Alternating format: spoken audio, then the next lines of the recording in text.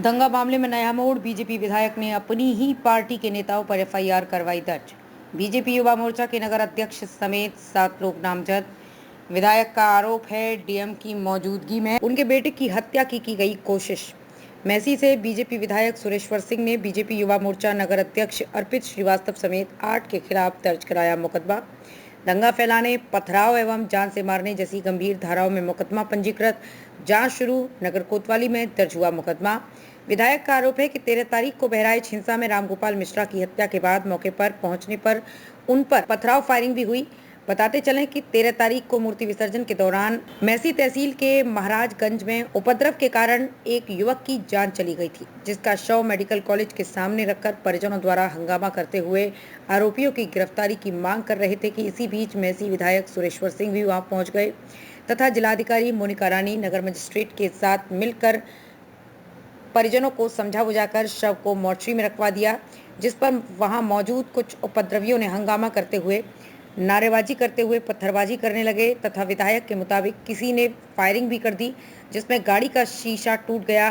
गाड़ी में बैठे विधायक पुत्र बाल बाल बचे, जिस संबंध में बीजेपी विधायक सुरेश्वर सिंह ने अपनी ही पार्टी बीजेपी के युवा मोर्चा के नगर अध्यक्ष समेत 7 लोगों को नामजद करते हुए तहरीर दी थी, जिस पर कोतवाली नगर पुलिस द्वारा मुकदमा अपराध संख्या 347 धारा 191(2), 324, 351, 3, 352, 125, 191, 3, 109, 1 के तहत भाजपा युवा नगर अध्यक्ष अर्पित श्रीवास्तव, अनुज रैकवार, शुभम मिश्रा, कुशमेंद्र चौधरी, मनीष चंद्र शुक्ला, पंद्रिका पांडे, अध्यापक श्रावस्ती व सुधाकर सिंह राणा के विरुद्ध मुकदमा पंजीकृत कर कार्रवाई कर रही है।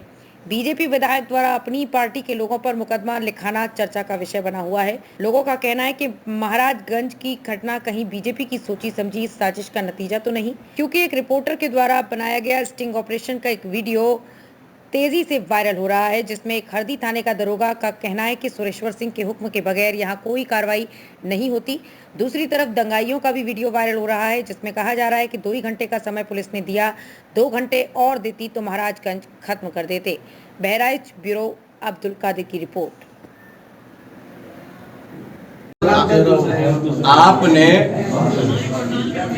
आपने वो वीडियो देखा है? वो 2 सज्जन क्या कर रहे हैं? चिप्पड़ बना रहे हैं कागज पे। तो एक नशेड़ी क्या कर सकता है? अगर आपको नशेड़ी की बातों पर विश्वास है तो फिर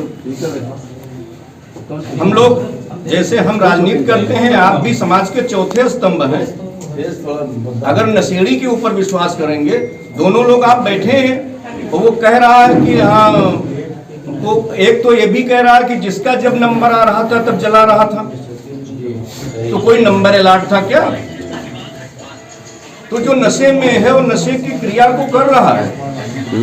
विधायक जी, जैसे कल तमाम सोशल मीडिया या मीडिया पे या तमाम विपक्ष ने जिस तरीके से ये निशाना साधा कि विधायक जो भाजपा विधायक हैं उन्होंने खुद ही भाजपा के लोगों पर एफआईआर, इसके बारे में आपने बताया भी, लेकिन क्या कारण है विपक्ष लगातार आपको निशाना बना रहा है, जिसमें आपके द्वारा कहा गया कि भाजपा विधायक ही अब भाजपा नेताओं के लिए बता रहे हैं कि दंगा कराया गया? कारण यह है कि एफआईआर में जो धाराएं लिखी हैं उसमें दंगे की धाराएं भी शामिल हैं ना, उसमें बलबा की धाराएं 147, 148, 149 जो पहले होती थी वो परिवर्तित होकर के 191 और उन धाराओं में परिवर्तित हो गई। उसमें एक धारा लगी हुई है, धारा 34 पहले थी, अब वो संशोधित हो गई है। वो लगी हुई है कि सबकी जितने लोग थे वहाँ सबकी सहमति से ये कार्य किया गया, सारे लोग शामिल थे। तो वो विवेचक का काम है ना, हमको तो पता भी नहीं कि उसका विवेचक कौन है, न उसने बयान लिया है। विपक्ष के बारे में क्या कहेंगे जो लगातार? विपक्ष के बारे में हमने पहले ही कह दिया कि चूंकि उपचुनाव चल रहे हैं, 13 नवंबर को मतदान होने के बाद उत्तर प्रदेश में ये सारी चर्चाएं बंद हो जाएंगी।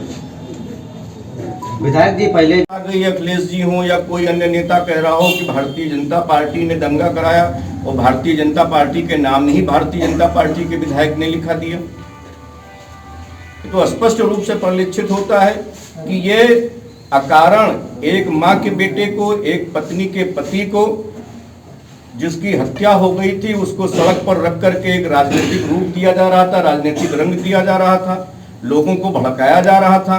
और उस भड़काने को रोकने के लिए और उसको सुरक्षित उठा करके हमने और जिलाधिकारी और सिटी मजिस्ट्रेट डीआईजी कमिश्नर सारे लोग मौजूद थे, उन लोगों के साथ में जा करके अगर हमने मर्चरी में रखाने का काम किया है। अगर इसको दंगा कहते हैं अखिलेश यादव जी, तो इसका कोई जवाब नहीं है। पहले सबसे पहले हमारी प्राथमिकता है कि जनपद जैसे पहले चल रहा था, दीपावली है, धनतेरस है, छठ है या मुस्लिम के जो भी त्योहार हों, जिस गंगा जमनी संस्कृति से पहले जनपद चल रहा था, पहले वो पटरी पर आवे। हमारे ऊपर क्या हुआ उसकी जांच कब होगी, वो जेल कब जाएंगे, ये द्वितीय प्राथमिकता है। विधायक जी, वैसी बात के बारे में कहा गया है कि लगभग हर त्योहार में वहां पर समस्याएं होती थी, कई बार हो चुके हैं और